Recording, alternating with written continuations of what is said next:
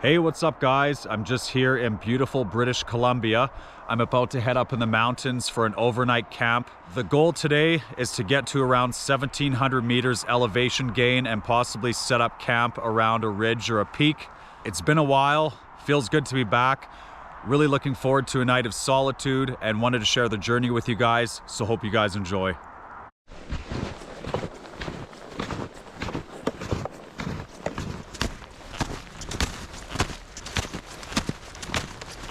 So just a quick update, my right snowshoe has lost the metal piece on one side. Somehow it broke off and it's making it very hard to use the snowshoe. It still works, but it's really making this part susceptible to fully breaking and the whole foot area falling right off. So I figure I'm gonna try to get a piece of cordage to tie through here. Hopefully that'll keep it going in the meantime, because I definitely need the snowshoes on this hike. The micro spikes won't work. I'm going to be post-holing, and it's getting to a lot more snowshoe needed terrain up ahead especially.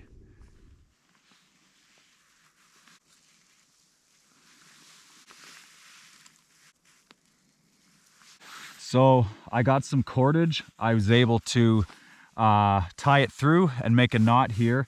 And one thing I made sure not to do was to put it around the serrated edge where we're going to be stepping on. So I'm hoping this will hold. I'm just going to try to take more deliberate steps on my left snowshoe and try to keep this one from getting too much impact on it, but we'll see how it goes. It's definitely not ideal, but it's holding together for now. I'm going to make it my aim just to get up to the top and establish camp, and then as long as we can make it up there for tonight with the snowshoe issue, I'm happy and can construct maybe a better fitting to get back down tomorrow. But I feel the best course of action is to get to the top and establish camp, because this has slowed things down a little bit and I want to make use of the daylight. Just moving through some steeper terrain here, but it's only about 250 meters of this steeper terrain traversing through the tree line here. You may ask why I might have not brought poles today. Now, usually depending on the hike and the terrain, I may bring poles or I may leave them at home. A lot of the time, if the terrain's pretty straightforward, I'm pretty comfortable without poles. That being said, this section with a compromised snowshoe, which I didn't anticipate would happen, it would be nice to have the poles at this moment in time just for the extra stability. But managing well, the snowshoes holding together and just taking my time. One quick tip I just wanted to add in, now that we're getting into the really condensed terrain right under the canopy, there's lots of snow up top that can fall down, so I just got the hood on because we don't have snow falling down the back, which can melt later on.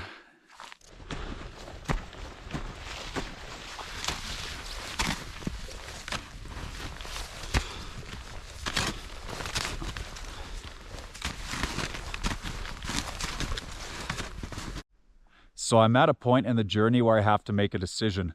Now, the true summit, if you look behind me, is up that hill to the very top there.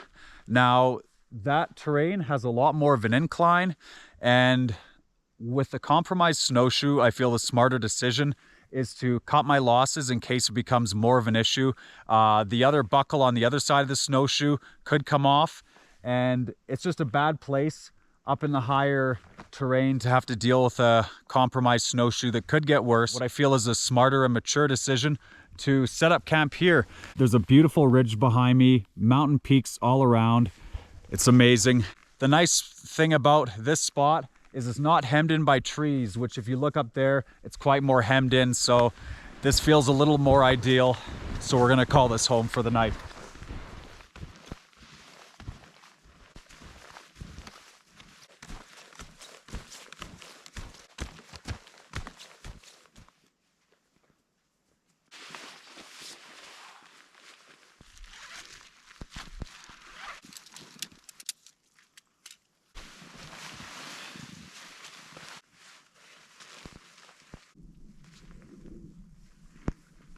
So just getting the tent set up here. I positioned the tent so it's facing directly east for tomorrow morning. So maybe we'll get a sunrise, but it's pretty cloudy and calls for quite a bit of clouds. So we'll see what kind of views we get anyway.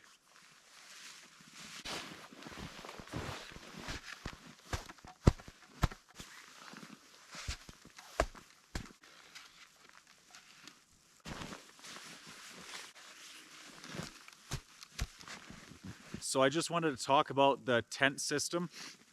As far as pegging down, I'm using some really strong winter pegs, and I made what's called a T-slot. So you got a column that's kind of parallel to the tent, and you stick the tent peg in horizontal down in the T-slot, and you just bury it. And one thing I wanted to add, when I'm burying the peg, I'm making sure to dig right in front of my tent, because that way I can kill two birds with one stone. I can clear any extra snow I don't need in front of my tent and my vestibule area, and at the same time relocate it to where I need it to be.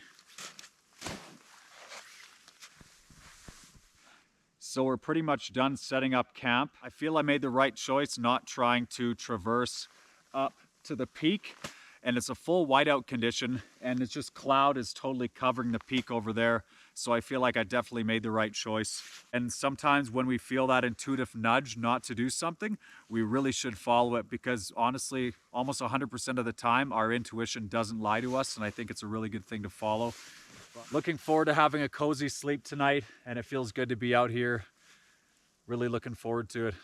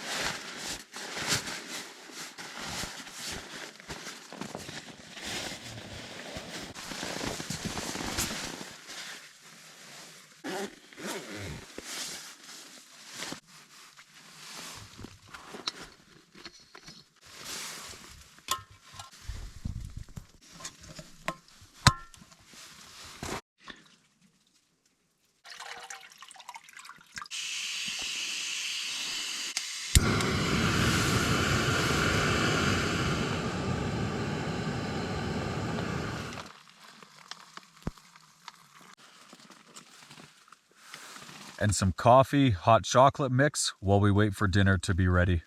With the whiteout conditions outside, it definitely feels like a sitting inside the tent kind of evening. Long overdue time for a coffee.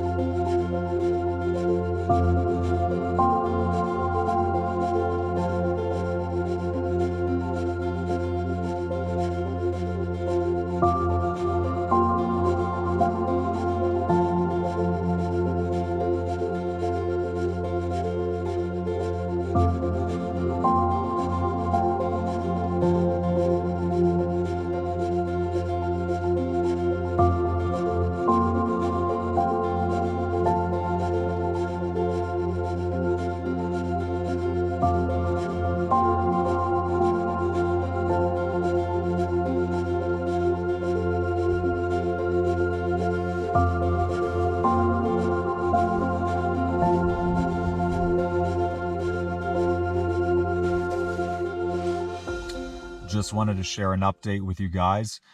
Pretty much for the past 3 hours, I've been just killing time inside the tent. Just with the conditions outside, I've felt a bit hemmed in. So just been keeping occupied. One thing that can get me in the backcountry is boredom. So just as I've been in my tent here, I'm just finding things to do to keep busy, organizing my gear. I was trying to get some drone footage earlier, but just with the conditions, with the whiteout as well as the really cold temperatures, I had the drone way in the distance. I sent it way into the abyss, and I was getting some good footage, but then the battery was rapidly declining, so I had to organize an emergency landing, and I was a little worried about the drone for a bit there. But I'm hopefully going to get back out for a flight tomorrow to maybe show you guys some of the views. So I'm about to go to bed. It's supposed to get down to about minus 13 degrees approximately tonight. And I just wanted to share a tip for those who may need it. Now, regarding your camp fuel, in these conditions, you want to keep it warm during the night. What I do personally, I have a minus 20 degree rated sock, and I stick the fuel canister with the lid on inside the sock, fold that up, and I keep it at the foot of my sleeping bag. Or if you have a warm spot in your backpack with clothes, that's a good place to keep it as well. But it's the worst when you wake up in the morning and you want a coffee and your camp fuel is reduced drastically by being half frozen, and it takes a while to get things going in these conditions if you don't stow this away properly.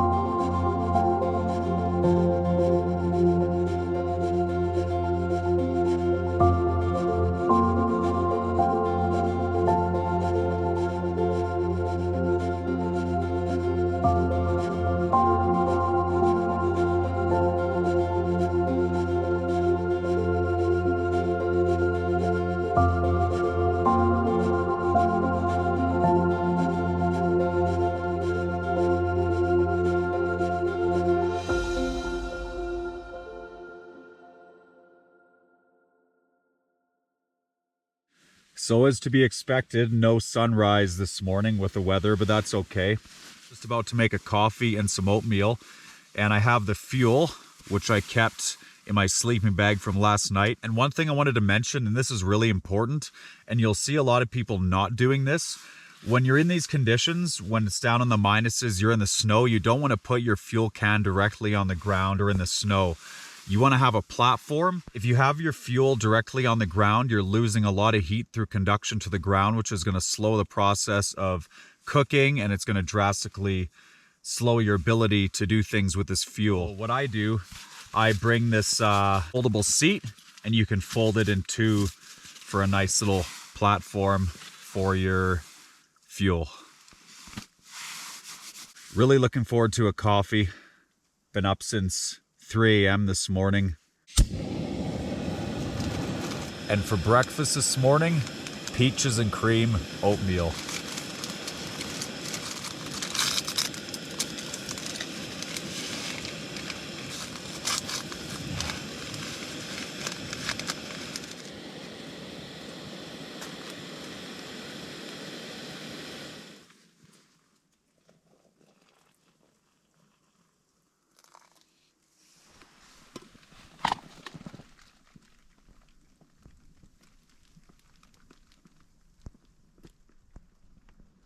Just going to enjoy this coffee, then head back down.